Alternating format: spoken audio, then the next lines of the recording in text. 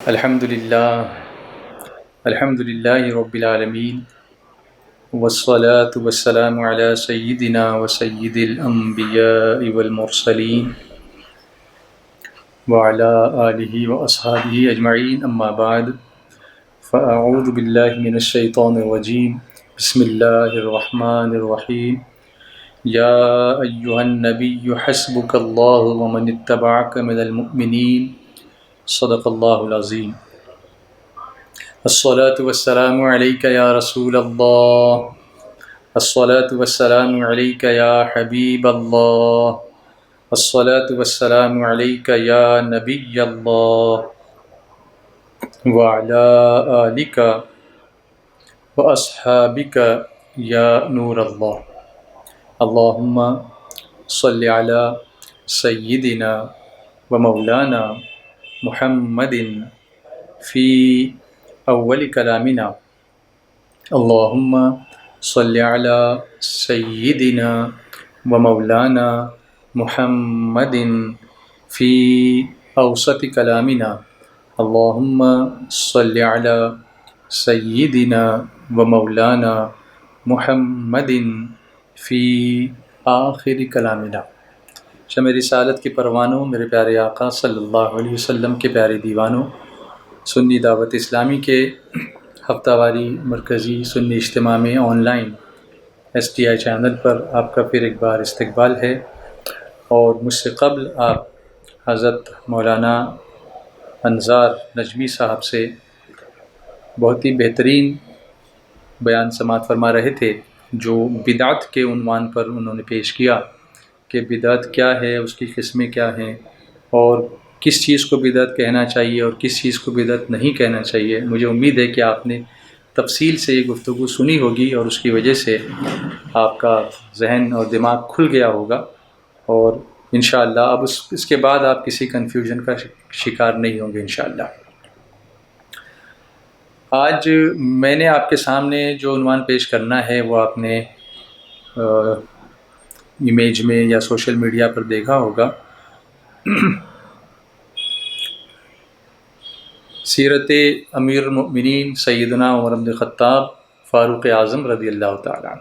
اس لیے کہ یہ جو مہینہ ہے ذی الحجہ کا، یہ جہاں اپنے پہلے عشرے میں 10 راتیں لے کر کے آتا ہے، جن کی قسم اللہ تعالیٰ نے قرآن پاک میں یاد فرمائی، والفجر ولیال عشر فرما کر، اور اسی طرح سے وہ 10 دن اللہ تعالیٰ ہمیں عطا فرماتا ہے، جن دنوں میں اللہ تعالیٰ کو نیکیاں جتنی محبوب ہیں وہ سال بھر کسی اور دن میں نہیں ہیں۔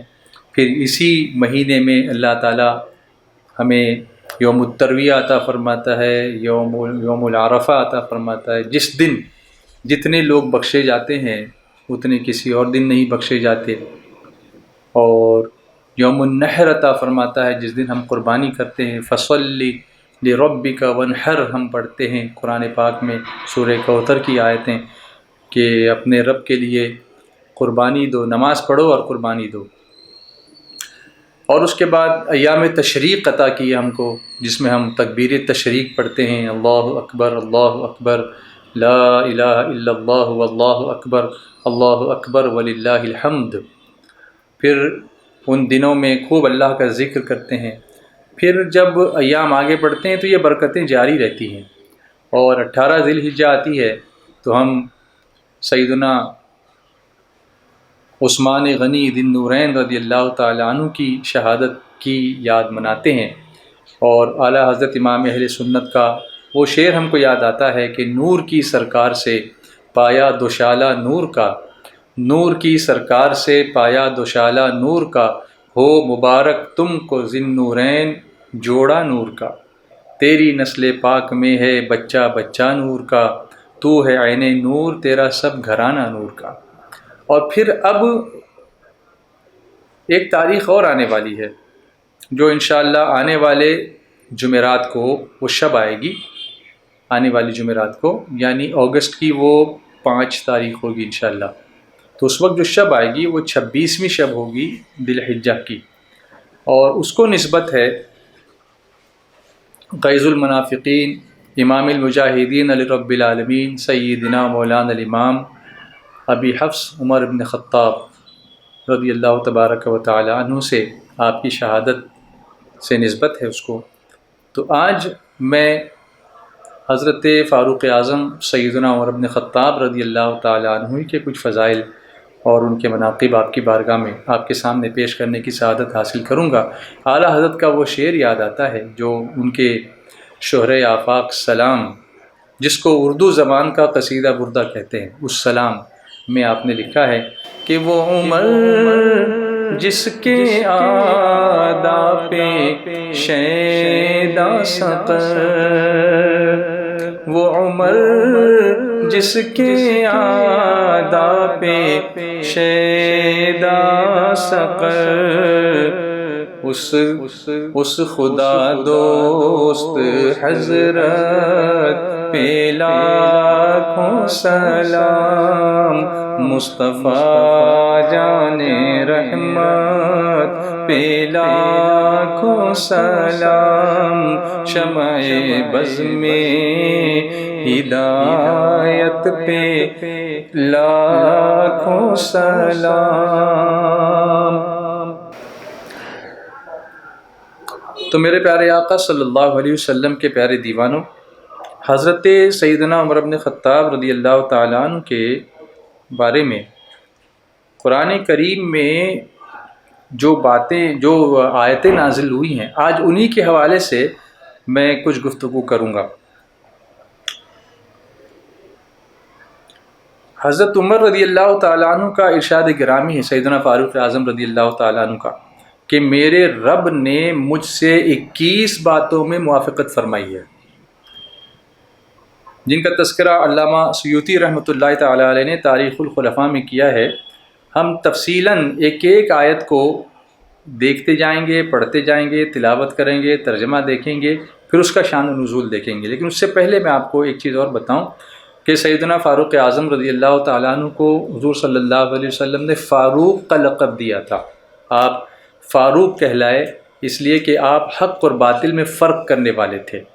اسی طرح آپ کو غیظ المنافقین بھی کہا جاتا ہے کہ منافقین کے لیے تو آپ کی زبان کیا، آپ کی تلوار ہی بات کرتی تھی کہ سیدھا حکم دیتے تھے کہ اس منافق کی گردن مار دی جائے۔ وہ برداشت ہی نہیں کرتے تھے کہ رسول کریم صلی اللہ علیہ وسلم کے بارے میں کوئی دل میں بغض رکھے یا کینہ رکھے، تو اس کا فیصلہ یوں ہی فرما دیا کرتے تھے۔ یہ سیدنا فاروق اعظم رضی اللہ تعالیٰ عنہ کی آپ کی شان ہے۔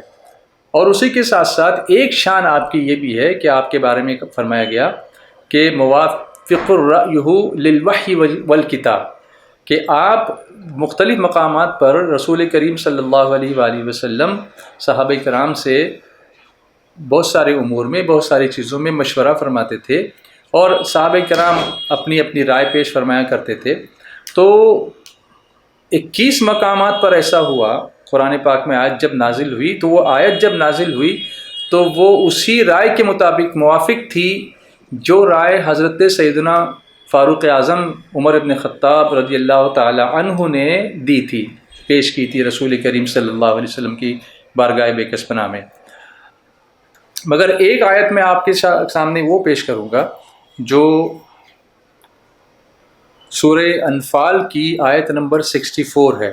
سورہ انفال 10ویں پارے میں یہ آیت نمبر 64 ہے، سورت نمبر 8 ہے، سورہ انفال آیت نمبر 64۔ میں اس کو تلاوت کر لوں اور پھر اس کے بعد ہم اس کے بارے میں دیکھتے ہیں کہ یہ آیت کیوں نازل ہوئی تھی۔ اعوذ باللہ من الشیطان الرجیم، بسم اللہ الرحمن الرحیم، یا ایہا النبی حسبک اللہ ومن اتبعک من المؤمنین۔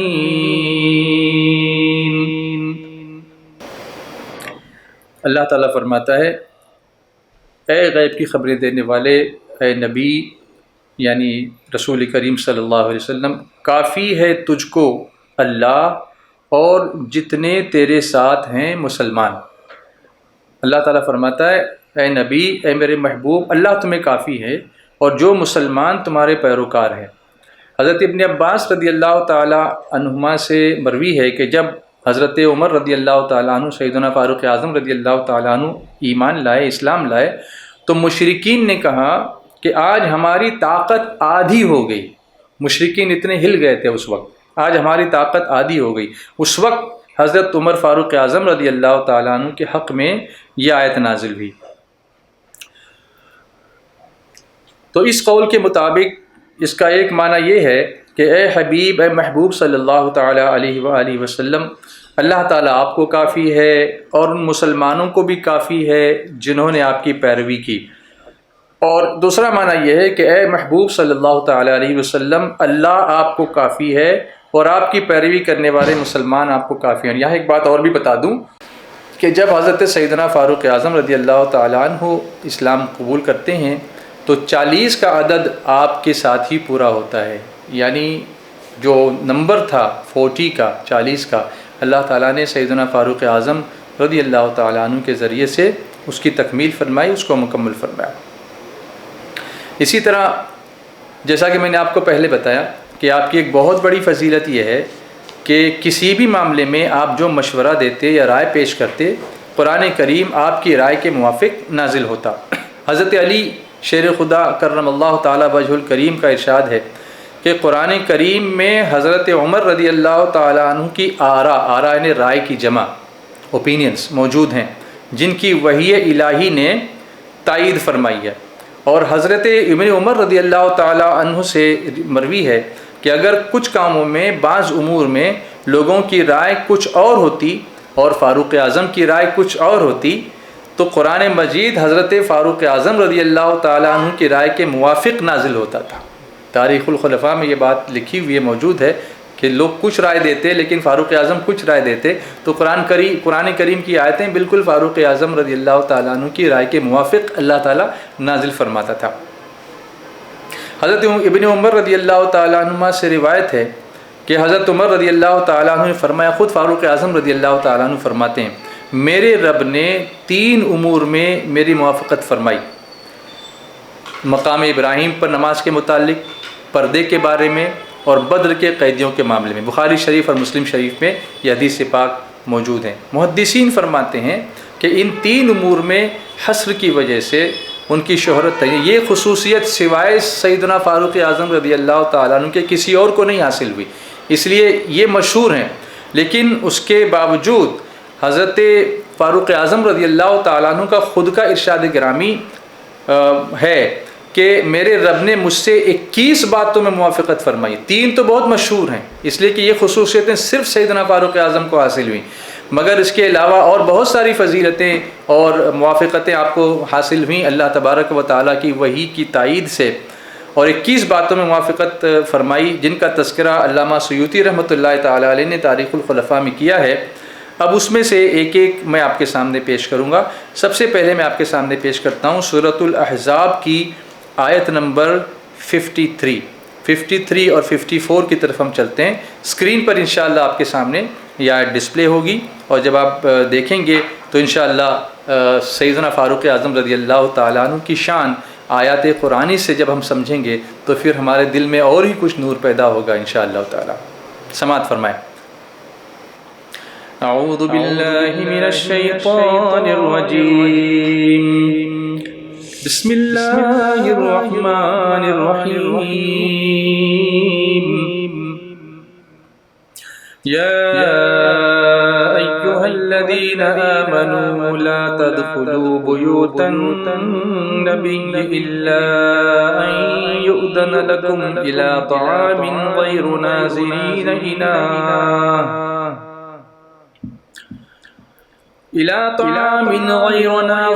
إناه ولكن إذا دعيتم فادخلوا فإذا طعمتم فانتشروا ولا مستأنسين لحديث إن ذلكم كان يؤذي النبي فيستحيي منكم والله لا يستحيي من الحق وإذا سألتموهن متاعا فاسألوهن من وراء حجاب ذلكم أطهر لقلوبكم وقلوبهن وما كان لكم أن تؤذوا رسول الله ولا أن تنكحوا أزواجه من بعده أبدا إن ذلكم كان عند الله عظيما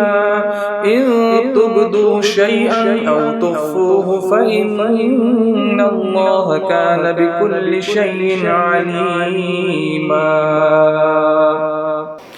میں نے یہ 2 آیتیں آپ کے سامنے تلاوت کرنے کا شرف حاصل کیا۔ یہ سورہ احزاب کی آیت نمبر 53 اور 54 ہے۔ اس کا مفہوم میں آپ کے سامنے عرض کرتا ہوں، بہت انٹرسٹنگ۔ اور یہاں ان آیتوں میں حضور رحمت عالم صلی اللہ علیہ وسلم کی شان بھی ہم کو سمجھنے کی کوشش کرنی چاہیے، اور یہ بالکل نعت ہے میرے مصطفیٰ جان رحمت صلی اللہ علیہ وسلم کی۔ اے ایمان والو، نبی کے گھروں میں حاضر نہ ہو جب تک اجازت نہ ہو۔ جیسے کھانے کے لیے بلایا جائے تو اجازت لے کے آنا چاہیے حضور صلی اللہ علیہ وسلم کی بارگاہ میں، یوں نہیں کہ خود ہی اس کے پکنے کا انتظار کرتے رہو۔ ہاں، جب تمہیں بلایا جائے تو داخل ہو جاؤ، پھر جب کھانا کھا لو تو چلے جاؤ، اور یہ نہ ہو کہ باتوں سے دل بہلاتے ہوئے بیٹھے رہو۔ بے شک یہ بات نبی کو ایذا دیتی تھی، یعنی نبی کو تکلیف دیتی تھی، تو وہ تمہارا لحاظ فرماتے تھے، اور اللہ حق فرمانے میں شرماتا نہیں۔ اور جب تم نبی کی بیویوں سے کوئی سامان مانگو تو پردے کے باہر سے مانگو، تمہارے دلوں اور ان کے دلوں کے لیے یہ زیادہ پاکیزگی کی بات ہے، اور تمہارے لیے ہرگز جائز نہیں کہ رسول اللہ کو ایذا دو، اور نہ یہ جائز ہے کہ ان کے بعد کبھی ان کی بیویوں سے نکاح کرو، بے شک یہ اللہ کے نزدیک بڑی سخت بات ہے۔ اگر تم کوئی بات ظاہر کرو یا چھپاؤ تو بے شک اللہ سب کچھ جانتا ہے۔ یہاں پر آپ دیکھیں مفسرین نے اس کے تعلق سے کچھ روایتیں ذکر کی ہیں کہ یہ آیت کیوں نازل ہوئی۔ اس میں جو میں جس حصے کو آپ کے سامنے پیش کرنا چاہتا ہوں وہ یہ ہے کہ وَإِذَا سَأَلْتُمُوهُنَّ مَتَاعًا فَاسْأَلُوهُنَّ مِنْ وَرَاءِ حِجَابٍ، اور جب مانگنے جاؤ بیویوں سے، یعنی رسول اللہ صلی اللہ علیہ وسلم کی ازواج مطہرات سے کچھ چیز کام کی تو مانگ لو پردے کے باہر سے۔ یہ اصل میں سیدنا فاروق اعظم رضی اللہ تعالیٰ عنہ کے حوالے سے جو بات عرض کرنا چاہتا ہوں اس کا اس آیت کے، یہ مکمل آیت کے اس حصے سے تعلق ہے۔ تو یہ کیا معاملہ تھا؟ حضرت سیدنا فاروق اعظم رضی اللہ تعالیٰ عنہ نے رسول کریم صلی اللہ علیہ وآلہ وسلم کی بارگاہ میں عرض کیا تھا، یا رسول اللہ صلی اللہ تعالیٰ علیہ وسلم، آپ کی بارگاہ میں نیک لوگ بھی آتے ہیں اور فاجر لوگ بھی آتے ہیں، گناہ گار بھی آتے ہیں، دونوں طرح کے لوگ حاضر ہوتے ہیں، تو اگر آپ امہات المؤمنین کو پردے کا حکم فرما دیں تو بہت بہتر ہوگا۔ بس سیدنا فاروق اعظم رضی اللہ تعالیٰ عنہ کی یہ خواہش تھی، اور پھر اللہ تعالیٰ نے یہ حجاب کی آیت نازل فرما دی۔ سبحان اللہ۔ اور ایک شان نزول اس کا یہ بھی ہے کہ حضرت ام المؤمنین عائشہ صدیقہ رضی اللہ تعالی عنہا فرماتی ہیں کہ نبی کریم صلی اللہ علیہ وسلم کی ازواج مطہرات رات کے وقت کسی حاجت کے لیے باہر نکلا کرتی تھیں، اور ایک بہت کشادہ ٹیلا تھا، بہت بڑا ٹیلا تھا۔ حضرت عمر فاروق اعظم رضی اللہ تعالیٰ عنہ نے کئی مرتبہ حضور صلی اللہ علیہ وسلم سے عرض کی تھی کہ ازواج مطہرات اگر پردہ کریں تو بہتر ہوگا، مگر ابھی تک حکم نازل نہیں ہوا تھا۔ تو ایک مرتبہ حضور صلی اللہ علیہ وسلم کی زوج مطہرہ حضرت سودا رضی اللہ تعالی عنہا، ان کا قد کافی اونچا تھا، عشاء کے وقت باہر نکلیں تو حضرت فاروق اعظم رضی اللہ تعالی عنہ نے ان کو محسوس کر لیا، اچانک دیکھ لیا اور آواز دی، اے حضرت سودا رضی اللہ تعالی عنہا، ہم نے آپ کو پہچان لیا ہے۔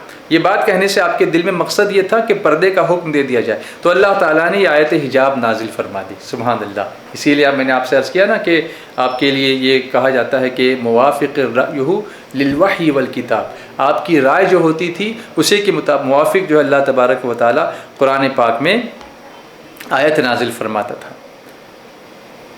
تو یہ سیدنا فاروق اعظم رضی اللہ تعالیٰ عنہ کی شان ہے۔ ابھی اس آیت کا جو شروع کا حصہ میں نے پڑھا تھا وہ تو رسول کریم صلی اللہ علیہ وسلم کی شان بیان کرتا ہے کہ حضور صلی اللہ علیہ وسلم کی بارگاہ میں ایسا ہوا کہ آپ کا حسن اخلاق دیکھیے، آپ کی کمال حیا دیکھیے، سرکار علیہ الصلاۃ والتسلیم کے گھر پر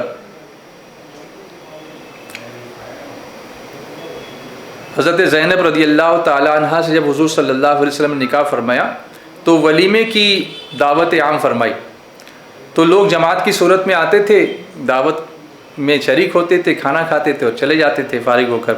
آخر میں 3 لوگ ایسے تھے جو کھانے سے فارغ ہو کر بیٹھے رہ گئے اور انہوں نے گفتگو بات کرنا شروع کر دیا اور بہت دیر تک ٹھہرے۔ اب آپ نے دیکھا ہوگا مکان شریف تو بہت کشادہ نہیں تھا، بہت چوڑا نہیں تھا، چھوٹا سا تھا، تو اس سے گھر والوں کو تکلیف ہوئی، اور جب وہ بیٹھے رہیں گے تو ظاہر سی بات ہے کہ گھر والے اپنا کام تو نہیں کر سکیں گے۔ تو رسول کریم صلی اللہ علیہ وسلم وہاں سے اٹھے اور ازواج مطہرات کے حجروں میں تشریف لے گئے۔ پھر جب واپس حضور صلی اللہ علیہ وسلم کچھ دیر کے بعد آئے تو تب بھی یہ لوگ اپنی باتوں میں لگے ہوئے تھے، تو حضور صلی اللہ علیہ وسلم پھر واپس ہو گئے۔ تب یہ دیکھ کر وہ لوگ وہاں سے روانہ ہوئے اور حضور صلی اللہ علیہ وسلم پھر اپنے گھر میں داخل ہوئے اور پھر پردہ ڈال دیا۔ اس پر یہ آیت کریمہ اللہ نے نازل فرمائی کہ اے ایمان والو، جب نبی کے گھر میں حاضر ہو تو جب تک اجازت نہ ہو اندر داخل نہیں ہونا، اور جب بلایا جائے تو داخل ہو جاؤ، پھر کھانا کھا لو تو چلے جاؤ، کہیں ایسا نہ ہو کہ تم باتوں میں لگے دل بہلاتے بیٹھے رہو اور میرے محبوب کو تکلیف ہو۔ اللہ اکبر! کیا شان ہے مصطفیٰ جان رحمت صلی اللہ علیہ وسلم کی، اور کیا کمال حیا ہے حضور صلی اللہ علیہ وسلم کی کہ تکلیف ہوئی لیکن حضور نے اظہار نہیں فرمایا، حضور نے ان سے کہا نہیں کہ تم اب یہاں سے چلے جاؤ، بلکہ حضور صلی اللہ علیہ وسلم اندر گئے، پھر باہر تشریف لائے، پھر اندر گئے، پھر باہر تشریف لائے۔ پھر انہوں نے محسوس کیا کہ حضور کو اس سے ایذا ہو رہی ہے، تکلیف ہوئی، تو حضور صلی اللہ علیہ وسلم کی اس تکلیف کو محسوس کر کے پھر وہ لوگ وہاں سے نکل گئے تھے۔ اللہ نے اس حکم کو صاف بیان فرمایا اور یہ بھی فرمایا کہ نبی کو تکلیف تو ہو رہی تھی لیکن میرے حبیب کا خلق عظیم دیکھیے کہ وہ تم کو کہنے سے حیا کرتے تھے، تمہارا لحاظ کرتے تھے، شرم فرماتے تھے کہ میں کیسے ان لوگوں سے کہوں کہ تم یہاں سے چلے جاؤ، لیکن اللہ حق فرمانے میں شرماتا نہیں ہے، وہ اپنے محبوب کی شان کو بیان فرماتا ہے اور قرآن پاک کی آیتوں کے ذریعے سے بیان فرماتا ہے۔ سبحان اللہ، سبحان اللہ، یہ میرے آقا صلی اللہ علیہ وسلم کی شان اور عظمت ہے۔ تو آج ہم سن رہے ہیں آیات قرآنی کے ذریعے سے، قرآن پاک کی آیتوں کے ذریعے سے سیدنا فاروق اعظم عمر ابن خطاب رضی اللہ تعالی عنہ کی شان اور عظمت۔ دیکھیے وہ آیتیں جو آپ کی رائے کی موافقت میں نازل ہوئیں۔ اگلی آیت ہم دیکھتے ہیں، یہ آیت ہے سورہ بقرہ کی آیت نمبر 125، سماعت فرمائیں۔ اعوذ باللہ من الشیطان الرجیم، بسم اللہ الرحمن الرحیم۔ وَإِذْ جَعَلْنَا الْبَيْتَ مَثَابَةً لِلنَّاسِ وَأَمْنًا وَاتَّخِذُوا مِن مَّقَامِ إِبْرَاهِيمَ مُصَلًّى وَعَهِدْنَا إِلَىٰ إِبْرَاهِيمَ وَإِسْمَاعِيلَ أَن طَهِّرَ بَيْتِيَ لِلطَّائِفِينَ وَالْعَاكِفِينَ وَالرُّكَّعِ السُّجُودِ۔ مفہوم عرض کرتا ہوں اور یاد کرو جب ہم نے اس گھر کو، میں نے اس سے پہلے لاسٹ ویک جب خانہ کعبہ کی برکتیں بیان کی تھیں تو یہ آیت اس وقت بھی میں نے پڑھی تھی۔ اس گھر کو لوگوں کے لیے مرجع بنایا، پلٹنے کی جگہ بنایا، امان بنایا، اور اے مسلمانوں، اے ایمان والو، یہ آج اس وقت جو میں آیت کا حصہ لینا چاہتا ہوں وہ یہ ہے وَاتَّخِذُوا مِن مَّقَامِ إِبْرَاهِيمَ مُصَلًّى، اور یہ آیت، اس کی لذت، اس کی برکت، اس کی روحانیت حج کرنے والوں سے پوچھیے، عمرہ کرنے والوں سے پوچھیے، طواف کرنے والوں سے پوچھیے، اس لیے کہ اس آیت کو ہی ہم پڑھتے ہیں جب مقام ابراہیم پہ جا کے نماز پڑھتے ہیں۔ کسی نے خانہ کعبہ کا طواف کیا، اس کے بعد اس پر جو سٹیمپنگ ہوتی ہے نا وہ ان 2 رکعتوں سے ہوتی ہے جس کو واجب الطواف کہتے ہیں۔ 7 چکر آپ خانہ کعبہ کے لگائیے، طواف پورا ہو گیا، اور پھر آپ مقام ابراہیم پر جائیے، وہاں یہ آیت پڑھیے وَاتَّخِذُوا مِن مَّقَامِ إِبْرَاهِيمَ مُصَلًّى، تو اس کا مطلب ہوتا ہے اور بناؤ ابراہیم علیہ السلام کے کھڑے ہونے کی جگہ کو نماز کی جگہ، جہاں ابراہیم علیہ السلام کھڑے ہوتے تھے اس جگہ کو نماز کی جگہ بناؤ۔ حالانکہ پورے کعبہ میں نماز کہیں بھی آپ پڑھو آپ کو 1 لاکھ کا ثواب تو ہے ہی، مگر یہ خاص جگہ کس کی نشاندہی فرمائی گئی؟ تو یہ کیوں فرمائی گئی؟ تو اس کی وجہ بھی یہی تھی کہ حضرت فاروق اعظم، سیدنا فاروق اعظم رضی اللہ تعالی عنہ کی یہ خواہش تھی، آپ کے دل میں یہ بات تھی کہ آپ نے حضور رحمت عالم صلی اللہ علیہ وسلم کی بارگاہ بے کس پناہ میں عرض کیا، یا رسول اللہ صلی اللہ تعالیٰ علیہ وسلم، کیا ہم مقام ابراہیم کو مصلی نہ بنا لیں؟ اس کو مصلی بنا دے، اس کو نماز پڑھنے کی جگہ نہ بنا لے، اس پر اللہ نے آیت نازل فرمائی موافق الرأی للوحی والکتاب، ان کی رائے جو ہوتی تھی وہ وحی اور کتاب کے موافق ہوا کرتی تھی۔ یہ سیدنا فاروق اعظم رضی اللہ تعالیٰ عنہ کی شان ہے۔ چلیے اگلی آیت دیکھتے ہیں، تیسری آیت میں آپ کے سامنے پیش کرتا ہوں جو آپ کی رائے کے موافق اللہ تعالیٰ نے نازل فرمائی۔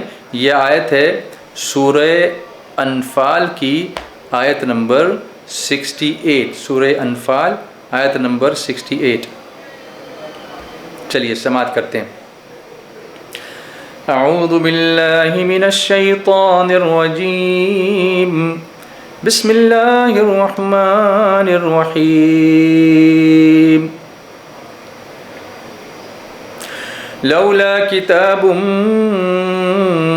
من اللہ سبق لمسکم فیما اخذتم عذاب عظیم۔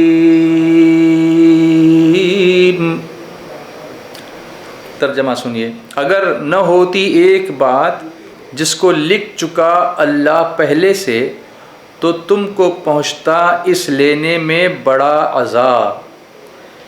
اس آیت کے نزول سے بھی سیدنا فاروق اعظم رضی اللہ تعالیٰ عنہ کی عظمت اور شان ظاہر ہوئی کہ اللہ تعالیٰ کی بارگاہ میں آپ کا مقام اتنا بلند ہے کہ اللہ تعالیٰ آپ کی رائے کے مطابق قرآن مجید کی آیات نازل فرماتا ہے۔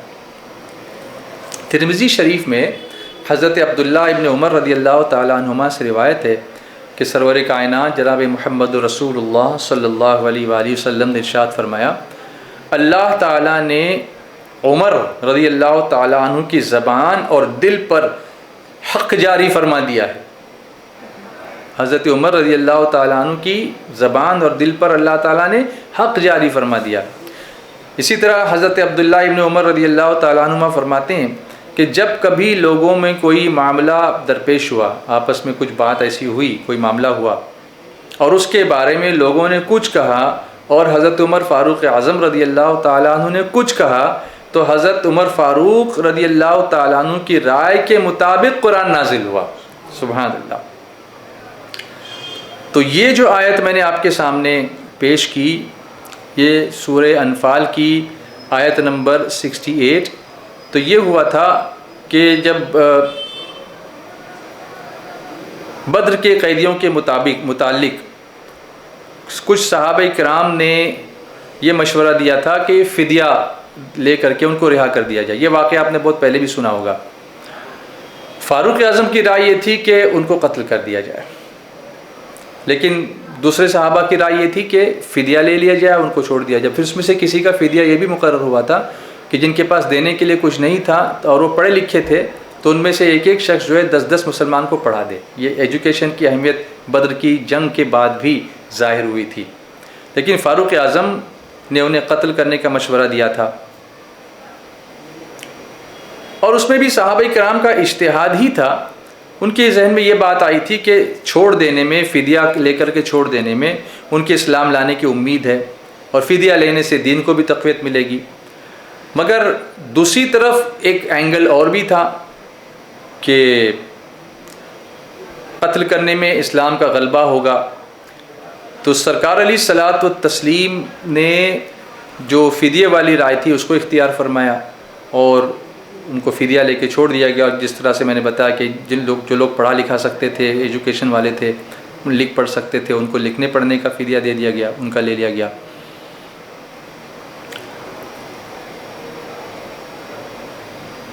لیکن جب آیت نازل ہوئی تو اسی رائے کے موافق نازل ہوئی جو سیدنا فاروق اعظم رضی اللہ تعالیٰ عنہ نے دی تھی، تو اس پر نبی کریم صلی اللہ علیہ وسلم نے ارشاد فرمایا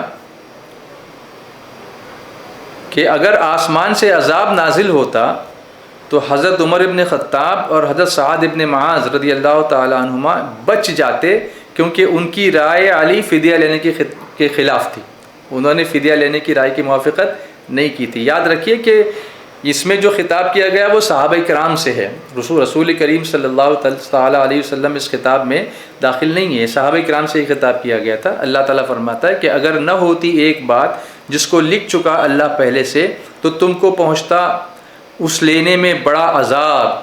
تو اللہ تبارک و تعالیٰ نے یہاں شان فاروق اعظم ظاہر ہوتی ہے کہ اللہ تبارک و تعالیٰ نے ان کی رائے کو پسند فرمایا اور انہی کی رائے کے مطابق اللہ تبارک و تعالیٰ نے قرآن پاک کی آیت نازل فرمائی۔ یہ شان ہے سیدنا فاروق اعظم رضی اللہ تعالیٰ عنہ کی۔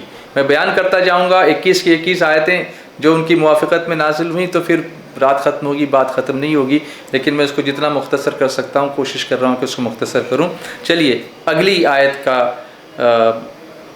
کی تلاوت کرتے ہیں اور سمجھنے کی کوشش کرتے ہیں کہ اللہ تبارک و تعالیٰ نے سیدنا فاروق اعظم رضی اللہ تعالیٰ عنہ کو کیا شان اور عظمت عطا فرمائی تھی۔ سورہ تحریم آیت نمبر 5، آیت سماعت فرمائیں۔ اعوذ باللہ من الشیطان الرجیم، بسم اللہ الرحمن الرحیم،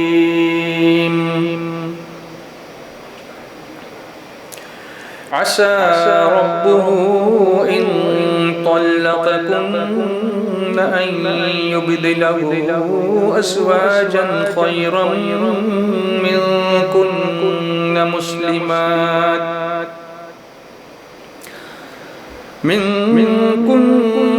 مسلمات مؤمنات قانتات تائبات عابدات سائحات طیبات وابکارا۔ اے محبوب صلی اللہ علیہ وسلم، اگر نبی چھوڑ دے تم سب کو، ابھی اس کا رب بدلے میں دے دے اس کو عورتیں تم سے بہتر۔ اللہ اکبر۔ یوں اپنے آسان الفاظ میں یوں سمجھیں کہ اگر وہ یعنی رسول کریم صلی اللہ علیہ وسلم تمہیں طلاق دے دیں تو قریب ہے کہ ان کا رب انہیں تم سے بہتر بیویاں بدل دے، جو اطاعت والیاں، ایمان والیاں، ادب والیاں، توبہ کرنے والیاں، عبادت گزار، روزہ دار، بیاہیاں اور کنواریاں ہوں۔ سبحان اللہ۔ اس میں اچھی بیوی کے اوصاف بھی بیان کیے گئے ہیں۔ اصل میں ہوا یہ تھا کہ رسول کریم صلی اللہ علیہ وسلم کا کچھ ایک عمل ایسا تھا جو کچھ ازواج مطہرات کو وہ تھوڑا سا ناگوار ہوا، تو حضرت عمر رضی اللہ تعالی عنہ نے ان سے یہ فرمایا، حضرت فاروق اعظم رضی اللہ تعالیٰ عنہ نے ان سے یہ فرمایا، عسى ربه ان طلقكن ان يبدله ازواجا خيرا منكن۔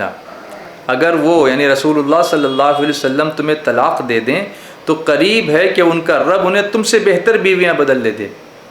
یہ فاروق اعظم نے کہا اور اللہ نے انہی الفاظ کے ذریعے سے اپنے فضل سے ان کی تائید فرمائی۔ قرآن پاک میں ویسی ہی آیت نازل فرمائی جیسے کہ حضرت سیدنا فاروق اعظم رضی اللہ تعالیٰ عنہ نے ارشاد فرمایا تھا، موافق الرأی للوحی والکتاب۔ سبحان اللہ۔ ان کی جو رائے ہوتی تھی وہ وحی اور کتاب کے موافق ہوا کرتی تھی۔ یہ سیدنا فاروق اعظم رضی اللہ تعالیٰ عنہ کی شان ہے۔ اگلی آیت دیکھتے ہیں۔ اللہ اکبر۔ یہ آیت ہے سورہ بقرہ کی آیت نمبر 219۔ اعوذ باللہ من الشیطان الرجیم، بسم اللہ الرحمن الرحیم، یسألونک عن الخمر والمیسر قل فیہما اثم کبیر ومنافع للناس وإثمهما أكبر من نفعهما ويسألونك ماذا ينفقون قل العفو كذلك يبين الله لكم الآيات لعلكم تتفكرون۔ اس میں سے جو مجھے حصہ آپ کے سامنے پیش کرنا ہے جو سیدنا فاروق اعظم رضی اللہ تعالیٰ عنہ کی رائے کے موافق، یسألونک عن الخمر والمیسر، تم سے پوچھتے ہیں حکم شراب کا اور جوئے کا۔ حضور صلی اللہ علیہ وسلم سے لوگوں نے شراب کے بارے میں اور جوئے کے بارے میں پوچھا تھا۔ قل، تم فرما دو، فیہما اثم کبیر، ان دونوں میں بڑا گناہ ہے۔ اصل میں ہوا یہ تھا کہ اس آیت میں شراب کو حرام قرار نہیں دیا گیا ہے، اس کی حرمت کی آیتیں بعد میں سورہ مائدہ میں نازل ہوئیں، وہ بھی ہم آیتیں دیکھیں گے انشاءاللہ کہ وہ آیتیں کس طرح نازل ہوئیں۔ اور سن 3 ہجری میں غزوہ احزاب سے کچھ دنوں کے بعد شراب جو ہے وہ حرام کی گئی۔ شراب ایسی ایک گندی چیز ہے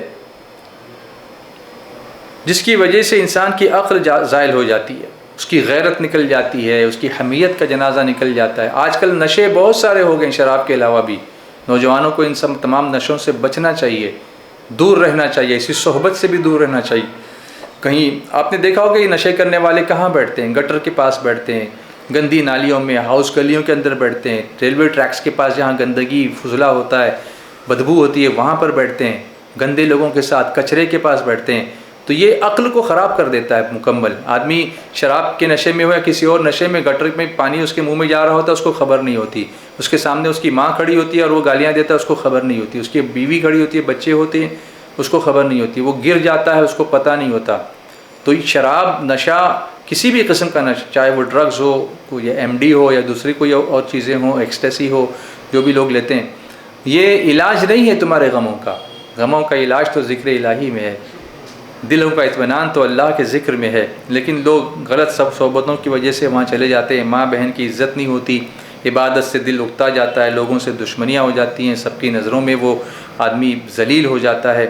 اور اسی طرح جوئے باز جو لوگ ہیں، سٹہ کھیلنے والے یا پھر گیمبلنگ کرنے والے، وہ شروع میں تو خوب کماتے ہیں اور خوب عیش کرتے ہیں، اس کے بعد جب وہ گرتے ہیں تو اس طرح گرتے ہیں کہ پھر ان کو کوئی دینے والا نہیں ہوتا، اور سب کچھ ان کا جو کچھ ہوتا ہے داؤں پہ لگ جاتا ہے، قرضے میں ڈوب جاتے ہیں، گھر بک جاتا ہے، محنت نہیں کرتا، مفت خوری کی عادت پڑ جاتی ہے۔ یہ سب برائیاں ہیں شراب کی۔ اور فاروق اعظم رضی اللہ تعالیٰ عنہ اس سے بہت نفرت کرتے تھے، تو ہمیشہ یہ بات سوچتے رہتے تھے، کہتے رہتے تھے کہ یہ حرام کر دی جائے، یہ حرام کر دی جائے۔ لیکن اسلام کا بھی ایک نظام ہے کہ جو عادتیں لوگوں کو چھڑانی ہوتی ہیں تو ایک ساتھ چھڑانا بڑا مشکل ہوتا تھا نا، تو شروع میں اس کی کچھ برائیاں بیان کی گئیں اس کے بارے میں۔ تو یہ آیت جو نازل ہوئی تھی تو اس پر حضور صلی اللہ علیہ وسلم نے یہ حکم نہیں دیا کہ ابھی حرام ہوئی ہے، سورہ بقرہ کی جو آیت نمبر 219 میں نے بتائی، بلکہ اس میں یہ کہا گیا کہ ان میں گناہ ہے۔ حضرت ایک روایت میں ہے کہ جبریل امین نے حضور صلی اللہ علیہ وسلم کی بارگاہ میں یہ عرض کیا کہ اللہ تعالیٰ کو حضرت جعفر طیار کی 4 باتیں، 4 خصلتیں، 4 عادتیں بہت پسند ہیں۔ انہوں نے رسول کریم صلی اللہ علیہ وسلم نے حضرت جعفر طیار سے پوچھا کہ یہ کون سی خصلتیں آپ کے اندر ہیں جو اللہ تعالیٰ کو پسند ہیں؟ تو انہوں نے فرمایا کہ حضور میں نے کبھی شراب نہیں پی۔ حرمت کا حکم تو بعد میں آیا، حرمت کا حکم نازل ہونے سے پہلے بھی میں نے شراب نہیں پی، اور اس کی یہ وجہ تھی کہ میں جانتا تھا کہ اس سے عقل زائل ہو جاتی ہے، اور میں چاہتا تھا کہ میری عقل اور بھی تیز ہو، اس لیے میں نے کبھی شراب نہیں پی۔ دوسری خصلت یہ ہے کہ زمانے جاہلیت میں بھی میں نے کبھی بتوں کی پوجا نہیں کی، کیونکہ میں جانتا تھا کہ یہ پتھر ہے، نہ نفع دے سکتا ہے نہ نقصان پہنچا سکتا ہے۔ تیسری خصلت یہ ہے کہ میں کبھی زنا میں مبتلا نہیں ہوا، کیونکہ میں اس کو بے غیرتی سمجھتا تھا، بے عزتی ہے اس میں اور بے غیرتی بھی ہے۔ اور چوتھی خصلت یہ تھی کہ میں نے کبھی جھوٹ نہیں بولا۔ شراب کے بارے میں ایک بات میں آپ کو اور بتاؤں، حضرت مولا کائنات مولا علی کرم اللہ تعالیٰ وجہ الکریم ارشاد فرماتے ہیں کہ اگر شراب کا ایک قطرہ کنویں میں گر جائے ایک قطرہ، پھر اس جگہ مینارہ بنایا جائے تو میں اس پر اذان نہیں کہوں گا، کیونکہ وہاں جو زمین ہے، جو پانی نیچے، اس میں ایک قطرہ کس کا گرا ہے؟ شراب کا۔ اتنی شراب سے نفرت۔ اور اگر دریا میں شراب کا قطرہ پڑ جائے، دریا کے اندر، پھر دریا خشک ہو جائے، سوکھ جائے، پھر وہاں گھاس پیدا ہو، تو میں اس گھاس میں اپنے جانوروں کو نہیں چراؤں گا، اور وہ جانور ذبح کر کے میں نہیں کھاؤں گا۔ اتنا پرہیز کرتے تھے، اللہ اکبر! کتنی نفرت ہے گناہوں سے یہ اللہ کے نیک بندوں کو۔ تو جب حضرت فاروق اعظم رضی اللہ تعالی عنہ نے حضور صلی اللہ علیہ وسلم کی خدمت میں یہ بات عرض کی کہ حضور شراب اور جوئے کے متعلق ہمیں ہدایت دیجیے، ہمیں بتائیے کہ اس کا کیا حکم ہے، اس پر پہلے تو یہ آیت نازل ہوئی۔ کیا آیت نازل ہوئی؟ یسألونک عن الخمر والمیسر۔ فاروق اعظم نے پوچھا تھا، قل فیہما اثم کبیر، تو فرما دو کہ اس میں دونوں میں بڑا گناہ ہے۔ اب آگے بڑھتے ہیں، چلیے اب چلتے ہیں سورہ نساء کی آیت نمبر 43 کی طرف۔ سورہ نساء سماعت کیجیے۔ اعوذ باللہ من الشیطان الرجیم، بسم اللہ الرحمن الرحیم۔ یا ایھا الذین آمنوا لا تقربوا الصلاة وانتم سکارى حتى تعلموا ما تقولون ولا جنبا الا عابري سبیل حتى تغتسلوا۔ میں اس آیت کا اتنا ہی حصہ آپ کے سامنے پیش کرتا ہوں۔ اے ایمان والو،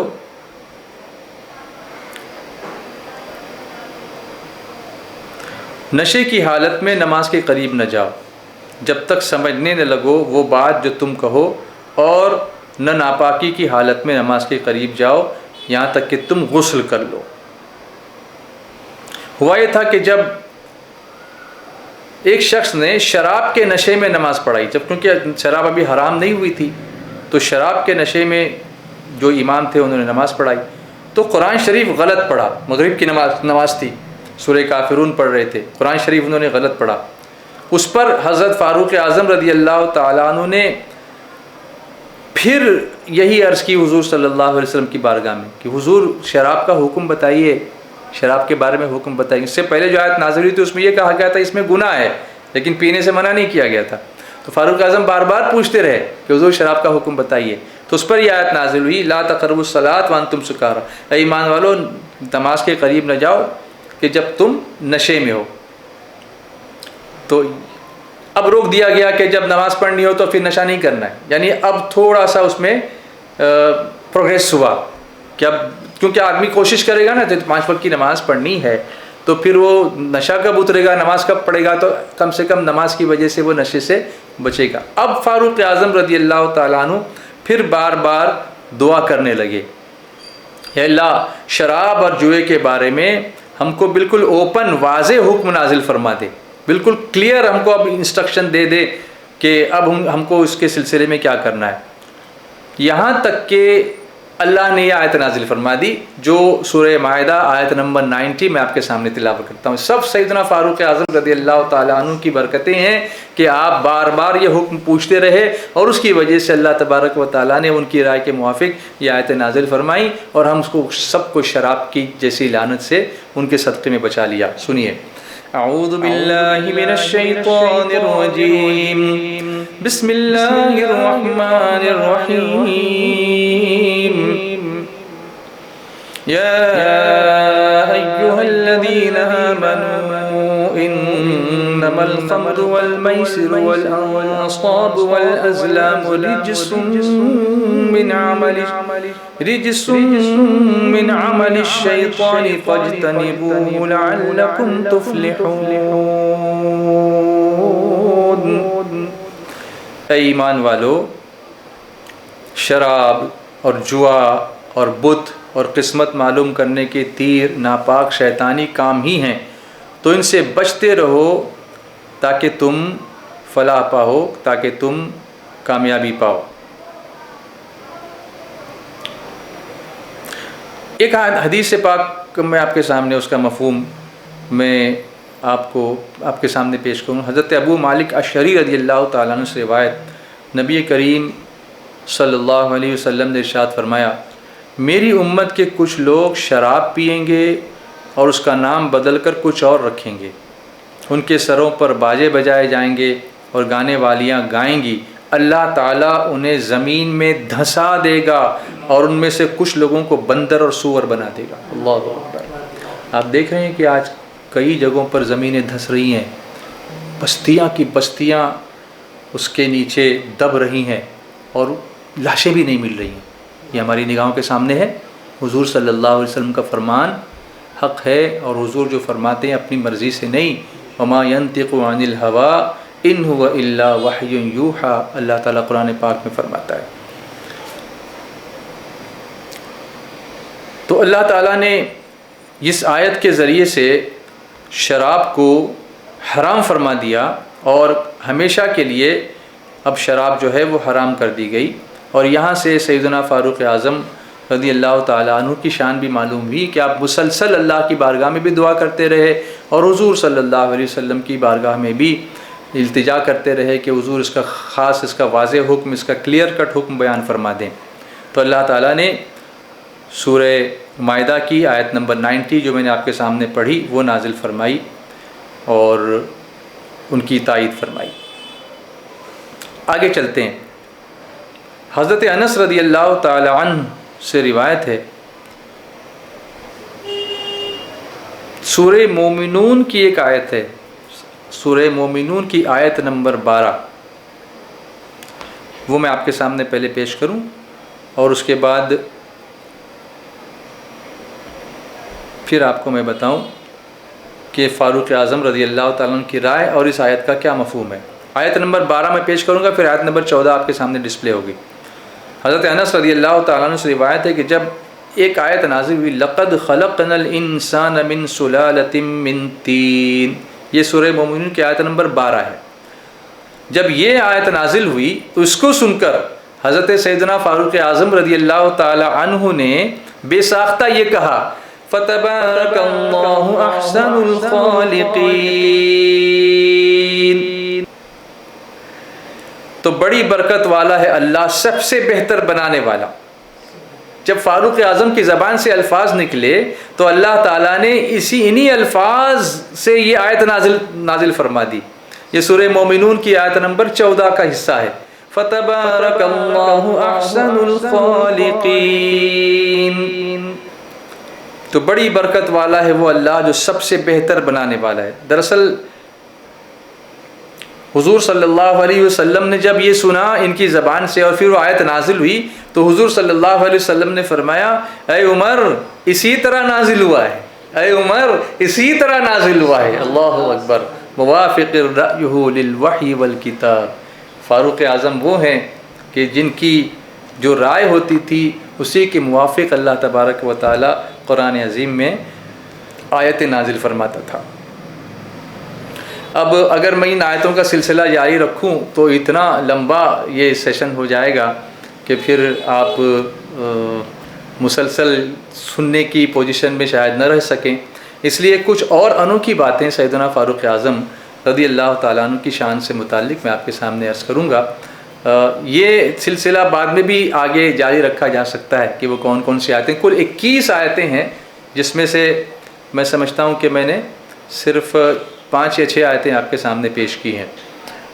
اب دیکھتے ہیں ہم کہ حضرت سیدنا فاروق اعظم رضی اللہ تعالیٰ عنہ کے فضائل جب ہم دیکھتے ہیں تو ایک ایبل ایڈمنسٹریٹر کے طور پر، باقی چیزیں تو ہم نے مسلسل سنی ہیں، بار بار سنی ہیں، لیکن ایک ایبل ایڈمنسٹریٹر کے طور پر، ایک سخت ایڈمنسٹریٹر کے طور پر سیدنا فاروق اعظم رضی اللہ تعالیٰ عنہ ہم کو نظر آتے ہیں۔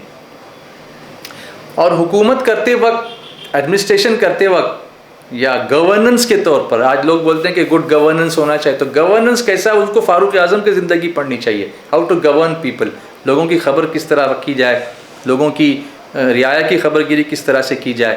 تو کئی ایسی اولیات ہیں جو فرسٹ کسی نے اس سے پہلے نہیں کیا تھا، فاروق اعظم نے کیا تھا۔ میں نے جب جاننے کی کوشش کی تو میں دیکھتا رہا، الٹیمیٹلی 30 چیزیں میری نظروں کے سامنے آئیں۔ تو میرے تحقیق کے مطابق یا میں نے جو کتابیں پڑھی اس میں سے میں نے 30 چیزیں ایسی چن کے نکالی، ڈھونڈ کے نکالی جو فاروق اعظم سے پہلے لوگوں نے نہیں کی تھیں۔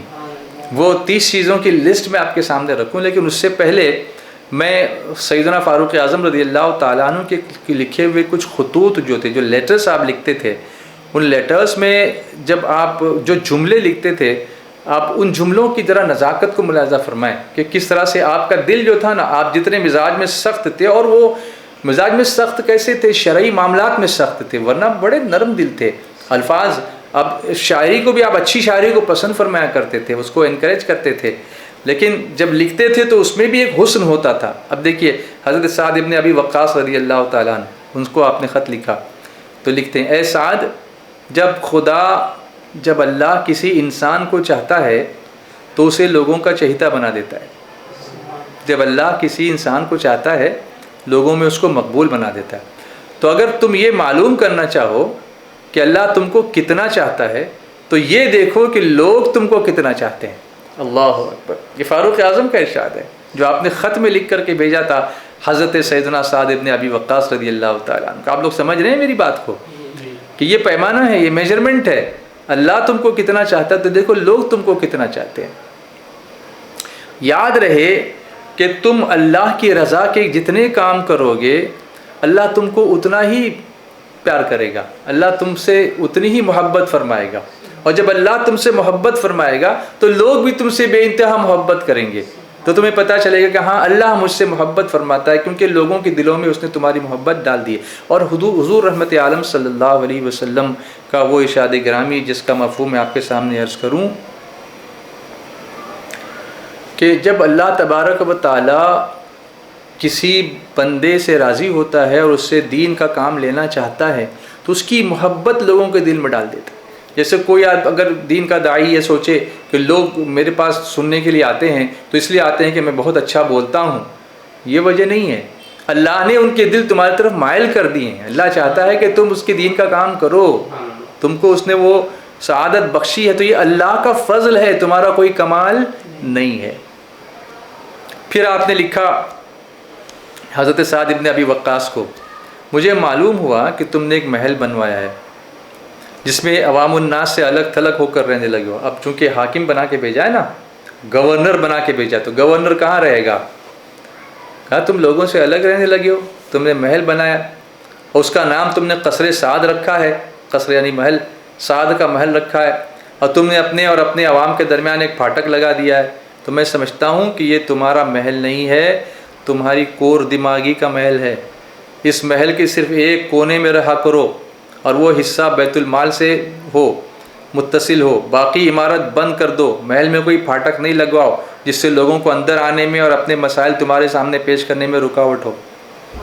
گورنر ایسا ہونا چاہیے always available, always accessible, security میں پڑے ہوئے ہیں، Z+ سیکیورٹی لے کے چلتے ہیں عوام کے نمائندے، لوگ مل نہیں پاتے تم سے اور کہتے ہیں کہ ہم لوگوں کی کلیان کے کام کر رہے ہیں۔ تو فاروق اعظم کی ذرا زندگی کا مشاہدہ کرو، مطالعہ کرو، تمہیں پتہ چلے گا گورنر کیسے ہوتے ہیں اور گورننس کس طرح سے کیا جاتا ہے۔ اب اس کے بعد حضرت ابو موسیٰ اشعری رضی اللہ تعالیٰ عنہ کو آپ نے لکھا، واضح ہو کہ اللہ کی نگاہ رحمت میں، خدا کی نظر میں سب سے زیادہ سرخ رو اور سب سے خوش نصیب حاکم، بادشاہ، گورنر وہ ہے جس کی خدمت سے رعایا کو، پبلک کو، پرجا کو سکھ ملے، آرام ملے، اور اللہ کی میزان میں وہ حاکم سب سے زیادہ بدبخت ہے، بد نصیب ہے جس کی بد اعمالیوں کی وجہ سے رعایا تباہ اور برباد ہو جائے۔ اللہ اکبر، یہ گورننس ہے۔ جتنے مقبوضہ ممالک تھے، کنٹریز تھے کنٹرولڈ جو مسلمانوں کے، ان کے تمام جو عمال ہوتے تھے، جو گورنرز ہوتے تھے، جو وہاں کے کلیکٹرز ہوتے تھے، جو فاروق اعظم نے مقرر کیے تھے، ان کو موسم حج میں مکہ مکرمہ میں حاضر ہونے کا حکم دیتے تھے کہ ہر سال تم کو مکے میں آنا ہے۔ اس وقت تمام اطراف و اکناف کے لوگ وہاں آ جاتے تھے۔ اب ان کو فاروق اعظم کھڑے ہو کر ان سے فرماتے تھے کہ دیکھو یہ سب عامل یہاں پر، تمہارے گورنر، تمہارے کلیکٹر، تمہارے تحصیلدار سب یہ آ گئے ہیں ادھر، جس شخص کو کوئی شکایت ہو وہ میرے سامنے پیش کرے ان سے۔ میں نے ان کو تمہارے اوپر اس لیے حاکم بنا کر نہیں بھیجا ہے کہ وہ تم کو ستائیں یا تمہارا مال و اسباب چھین لیں، بلکہ اس لیے بھیجتا ہوں کہ تم کو رسول اللہ کا طریقہ سکھائیں۔ تو اگر کسی عامل نے اس کے خلاف کوئی کام کیا تو مجھے بتاؤ، میں یہاں کھڑا ہوں، اس کا انتقام لوں گا میں۔ اللہ اکبر۔ تو اس طریقے سے فاروق اعظم رضی اللہ تعالیٰ عنہ نے گورننس ہم کو سکھایا۔ یہ ان کی زندگی کا وہ پہلو ہے جو شاید عام طور پر ڈسکس نہیں ہوتا۔ میں بھی آپ کے سامنے لسٹ پیش کرتا ہوں ان 30 چیزوں کی جو سیدنا فاروق اعظم کی اولیات میں سے ہیں، اور پھر اس کے بعد میں اپنے گفتگو کو سمیٹتا ہوں کیونکہ اب 12 بجنے والے ہیں گھڑی میں، تو تھوڑا سا میں نے ٹائم لیا کیونکہ اس کے بغیر تو ممکن ہی نہیں تھا کہ میں مختصر وقت میں اس کو بیان کرتا۔ خیر، سب سے پہلا جو آپ نے جو کام کیا، بیت المال کا قیام کیا، یہ فاروق اعظم نے ہی کیا تھا۔ اس کے بعد عدالتوں کا قیام، یہ سیدنا فاروق اعظم رضی اللہ تعالیٰ عنہ کا ہی خاصہ ہے۔ اس کے بعد ججز کا تقرر، اپوائنٹمنٹ آف ججز، اس سے پہلے ججز کو اپوائنٹ نہیں کیا جاتا تھا، تو ججز کا تقرر بھی سیدنا فاروق اعظم رضی اللہ تعالیٰ عنہ نے کیا۔ اس کے بعد ڈیٹ اور ہجری سن جو اسلامک نیو ایئر جو بنا، وہ فاروق اعظم رضی اللہ تعالیٰ عنہ کے دور میں ہی اس کا آغاز کیا گیا۔ سب سے پہلے امیر المؤمنین کا لقب جو دیا گیا فاروق اعظم رضی اللہ تعالیٰ عنہ کو۔ زمین کا جو سروے ہوتا ہے، سرکل انسپیکٹر آج کل ہوتے ہیں، جا کے زمین کی پیمائش کرتے ہیں، زمین کو ناپتے ہیں۔ عراق میں آپ نے ایسے انسپیکٹرز کو بھیجا تھا کہ جا کے زمین ناپو، کتنی زمین کاشتکاری کے قابل ہے، ایگریکلچر کے قابل ہے وہ مجھے بتاؤ، کتنی زمین بنجر ہے وہ بتاؤ، کتنے پہاڑ ہیں، کتنے دریا ہیں، ان کا حدود اربا کیا ہے، ان کا رقبہ کیا ہے، ان کا ایریا کیا ہے، کہاں ہم کنسٹرکشن کر سکتے ہیں، کہاں پہ ہم کچھ انڈسٹریز کر سکتے ہیں، کہاں پہ ہم لوگوں کے بسانے کا ریسیڈینشیل کمپلیکسز کر سکتے ہیں۔ یہ میجرمنٹ کا طریقہ فاروق اعظم کا دیا ہوا ہے، اس سے پہلے یہ سروے نہیں ہوتا تھا۔ ریلیز آف واٹر سٹریمز، نہروں کو جاری کرنے کا جو نظام تھا، ابھی آپ لوگ نہر سویز کی بات کرتے ہیں، سویز کینال کی بات کرتے ہیں، لیکن یہ سلسلہ جو شروع ہوا تھا آپ کو جان کر حیرت ہوگی، وہ سیدنا فاروق اعظم رضی اللہ تعالیٰ عنہ نے کیا تھا۔ نمبر 8، فاؤنڈیشن آف سٹیز، شہروں کو جو آباد کیا، چھوٹے چھوٹے گاؤں تھے پہلے، مگر ان کو سٹیز میں کنورٹ کر کے جو شہروں کو بسانے کا کام کیا تھا، وہ ایڈمنسٹریشن تھا سیدنا فاروق اعظم رضی اللہ تعالیٰ عنہ کا۔ پھر constitute districts and township in conquered territories, جو لوگوں سے جیتے ہوئے ٹیریٹریز تھیں، جو ایریاز تھے، ان سب میں ڈسٹرکٹ پلیس بنانا۔ جیسے ہمارے یہاں پر گاؤں ہوتے ہیں جس میں گرام پنچایت ہوتی ہے، اس کے بعد تعلقہ پلیس ہوتا ہے، وہاں پہ پنچایت سمیتی ہوتی ہے، اس کے بعد ڈسٹرکٹ پلیس ہوتا ہے جہاں پہ ضلع پریشد ہوتی ہے، اس کے بعد اسٹیٹ ہوتا ہے جہاں پر اسمبلی ہوتی ہے یا ویدھان پریشد ہوتی ہے۔ تو یہ جو سسٹم تھا اس کا آغاز ڈسٹرکٹ کو بنانے کا یا ٹاؤن شپس کو بنانے کا، کانکرڈ جو ٹیریٹریز تھیں، وہ سیدنا فاروق اعظم کی دین ہے، سبحان اللہ۔ اس کے بعد نمبر 10، مردم شماری، سینسس، کتنی آبادی کس علاقے میں، اس کو گننے کا سلسلہ سیدنا فاروق اعظم رضی اللہ تعالیٰ عنہ کی دین ہے۔ Number 11، establishment of government offices, government کے آفیسز ہر جگہ ہونے چاہیے، لوگ اپنے کام لے کر کہاں سفر کرتے پھریں گے، تو الگ الگ علاقوں میں الگ الگ کیپیسٹی میں گورنمنٹ کے آفیسز کو آپ نے مقرر کیا اور ان کو اسٹیبلش کیا۔ پھر جو لوگ کرمنلز تھے، سزا کے مستحق ہوتے تھے، ان کو کہاں رکھا جائے، تو جیلوں کا قیام بھی فاروق اعظم نے کیا تھا کہ جیل بنائے، presence for criminals. Establishment of military camps, military camps جو بنانے تھے، تو اسٹیبلشمنٹ آف ملٹری کیمپس یہ بھی سیدنا فاروق اعظم رضی اللہ تعالیٰ عنہ کی دین ہے۔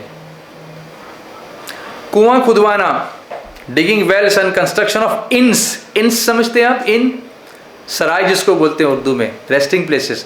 مکہ مکرمہ سے لوگ مدینہ منورہ جاتے تھے، اس زمانے میں یہ سفر 3 گھنٹے کا تو نہیں تھا، تو دن لگتے تھے کئی اونٹوں پر جانا، تو لوگوں کو راستے میں ریسٹ کرنے کے لیے، اللہ اکبر، ریسٹ کرنے کے لیے کوئی جگہ چاہیے تھی، تو ایک ایک ڈسٹنس پر آپ نے سرائے بنائے کہ کچھ مکانات بنائے کہ لوگ وہاں پر ریسٹ کریں۔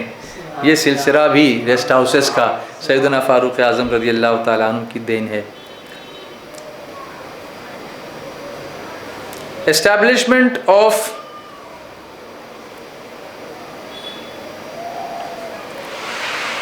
ملٹری کیمپس، ملٹری کیمپس کو بھی جو سب سے پہلی مرتبہ فاؤنڈ کیا وہ سیدنا فاروق اعظم رضی اللہ تعالیٰ عنہ نے کیا۔ Establishment of department of police, policing کا جو ڈپارٹمنٹ تھا وہ بھی سیدنا فاروق اعظم رضی اللہ تعالیٰ عنہ کی دین ہے۔ نائٹ پیٹرولنگ، آج پولیس رات کو گشت پہ نکلتی ہے، آپ نے خلیفہ ہارون الرشید کے بارے میں سنا ہوگا کہ وہ رات کو گشت کر کے رعایا کا بھیس بدل کر حال معلوم کرتے تھے، کیونکہ سب لوگ تو حاکم تک پہنچ نہیں سکتے نا، تو یہ سلسلہ فاروق اعظم نے شروع کیا تھا۔ رات کو نکلتے تھے اندھیرے میں گھروں میں باہر کھڑے ہو کر کے دیکھتے تھے کسی کو کوئی ضرورت تو نہیں. ایسے کئی واقعات بھی آپ کے ساتھ ہوئے ہیں کہ ایک عورت کے گھر میں کھانے پینے کے لیے کچھ نہیں تھا, وہ پتھر پانی میں رکھ کر کے بچوں کو بہلا رہی تھی. پھر آپ وہاں پر پہنچے, پھر آپ نے سامان اپنی پیٹھ پر لادا, اس کو لے جا کر کے پکا کر کے کھلایا. تو عورت کہنے لگی کہ خلیفہ تو تم کو ہونا چاہیے تھا, عمر کو کیا معلوم کہ ہم پر کیا بیتتی ہے. تو آپ نے نگاہیں جھکا کے فرمایا کہ مائی میں ہی عمر ہوں, تمہارا خادم ہوں میں, اسی لیے میں حاضر ہو گیا تھا. اللہ اکبر. یہ سلسلہ سیدنا فاروق اعظم رضی اللہ تعالیٰ عنہ نے کیا. اب آپ کو خوشی ہوگی سن کر کے, customs duty on important business material, یہ سلسلہ بھی سیدنا فاروق اعظم نے شروع کیا تھا. آج کل بہت لوگ کسٹم ڈیوٹی لگاتے ہیں, لیکن یہ سلسلہ فاروق اعظم رضی اللہ تعالیٰ عنہ نے, سیدنا عمر بن خطاب نے شروع کیا. Permission to non Muslim businessman to enter Islamic countries and run their businesses, یہ سیدنا فاروق اعظم نے شروع کیا تھا. اپوائنٹمنٹ آف کلرکس, آفیسز کے اندر کلرک ہونے چاہیے, پرچہ نویس ہونے چاہیے, لکھنے والے. آج بھی پوسٹ آفس کے پاس بہت سارے لوگ بیٹھے ہوتے ہیں کہ کسی کو لکھنا نہیں آتا تو لکھ کے دیتے ہیں, فارم بھر کے دیتے ہیں. سلسلہ شروع کیا تھا فاروق اعظم نے. باجماعت تراویح کا قیام جو ہوا وہ فاروق اعظم ہی کا احسان ہے ہم سب پر. اسٹیبلشمنٹ آف مکاتب, چھوٹے چھوٹے مکتب جو قائم کیے بچوں کو پڑھنے کے لیے, دوسروں کو پڑھنے کے لیے, یہ فاروق اعظم کی دین ہے. سیلریز فار علماء, فار ٹیچرز, جو پڑھانے والے تھے ان کے لیے جو تنخواہیں مقرر کیں, یہ بھی سسٹم فاروق اعظم کا دیا ہوا ہے. یوز آف ہنٹرز, درے لگانے کا سلسلہ بھی فاروق اعظم سے ہی شروع ہوا ہے. سہولتیں بھی دیں, اور جس نے کوئی ذرا بھی ادھر ادھر ہوا تو اس کو ہنٹر لگتے تھے. اسی طرح شراب کی جو حد جاری کی گئی 80 کوڑے لگانا, یہ بھی سیدنا فاروق اعظم ہی کے دور سے شروع ہوا.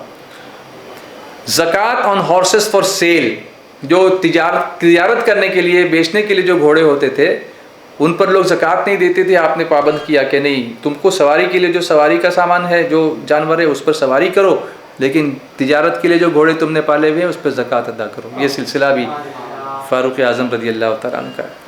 وقف کا سسٹم, آج اوقاف کا بورڈ ہے, وقف بورڈ ہے, بہت ساری زمینیں وقف کی ہوئی ہیں. زمین مسجد کے لیے وقف کی ہوئی ہے, کہیں کسی اور کام کے لیے وقف کی ہوئی ہے. تو یہ جو سسٹم تھا کہ وقف کر دیا تو کر دیا, یہ سسٹم تاکہ وہ زمین محفوظ رہے اور اس پر کوئی قبضہ نہ کر سکے, یہ پورا باضابطہ مینجمنٹ, یہ نظام سیدنا فاروق اعظم کا دیا ہوا ہے. اسلامک کوائنس جو شروع کیے وہ فاروق اعظم نے شروع کیے. تو کبھی کسی کا کوائن پر محمد رسول اللہ لکھا ہوا تھا, کہیں پہ لا الہ الا اللہ لکھا ہوا تھا, اس طرح سے. اسٹیبلشمنٹ آف کورٹس میں نے آپ کو بتایا. سیلریز فار امامس اینڈ مؤذنس, یہ بھی سیدنا فاروق اعظم کی دین ہے. ٹیکسیشن, جو مختلف قسم کے ٹیکسز ہوتے ہیں, اس کی کچھ ابتدا بھی سیدنا فاروق اعظم رضی اللہ تعالیٰ عنہ کے دور میں ہوئی تھی. اور یہ جو جملہ ہے اذان کے لیے, اذان جو شروع ہوئی تھی وہ بھی فاروق اعظم ہی کی دین ہے. الصلاۃ خیر من النوم کا جو کلمہ تھا یہ بھی فاروق اعظم ہی کی وجہ سے رائج ہوا. تو اتنی ساری چیزیں سیدنا فاروق اعظم رضی اللہ تعالیٰ عنہ کی اولیات میں سے ہیں. وہ عمر جس کے عادہ پہ شیدا سقر, اس خدا دوست حضرت پہ لاکھوں سلام. ایسی آپ کی شان ہے کہ نہ میں پوری آیات بیان کر سکا, نہ ان کا پورا پس منظر بیان کر سکا. ابھی حدیث شریف میں جو آپ کی فضیلتیں آئی ہیں وہ تو باقی ہی رہ گئیں. اللہ تبارک و تعالی ہم سب کو صحابہ کرام کی عظمتیں سمجھنے کی توفیق عطا فرمائے, اور خصوصاً خلفائے راشدین کی محبت ہمارے دلوں میں عطا فرمائے, اور ہم سب کو ایمان کی سلامتی اور ایمان پر خاتمہ بالخیر نصیب فرمائے.